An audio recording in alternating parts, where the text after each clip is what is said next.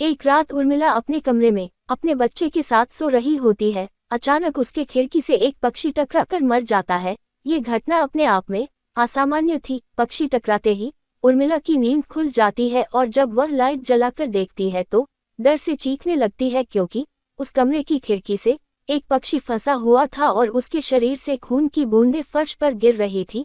नज़ारा इतना भयावह था कि वह अपने बच्चे को उठाना नहीं चाहती थी, लेकिन उर्मिला हिम्मत करके उस पक्षी को खिड़की से बाहर फेंक देती है।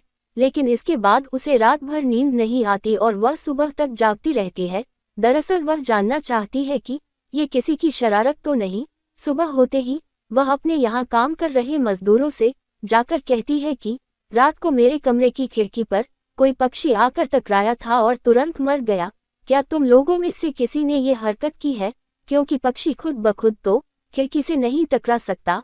मजदूर कहते हैं, नहीं, हमने तो खिड़की से नीचे किसी पक्षी को मरा हुआ नहीं देखा। हम तो अभी वहां से चले आ रहे हैं और जब सभी जाकर देखते हैं तो वहां वह पक्षी नहीं होता। उर्मिला घबराने लगती है कि ये क्या, यहाँ तो पक्षी होना चाहिए या कम से कम खून की कुछ बूंदें दिखनी चाहिए, लेकिन यहाँ पर पक्षी का एक पंख तक नहीं पड़ा हुआ। उर्मिला सभी मजदूरों को कहती है कि हवेली में बहुत सी कीमती चीजें और मूर्तियां हैं, संभाल के साफ सफाई करना।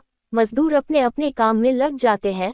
उर्मिला अपने बच्चे के साथ कमरे में टीवी देख रही होती है कि अचानक हवेली की छत से एक मजदूर नीचे गिरता है। उर्मिला को अचानक लोगों की आवाज सुनाई देती है। वह भागकर खिड़की से नीचे देखती है तो एक मजदूर की लाश पड़ी होती है।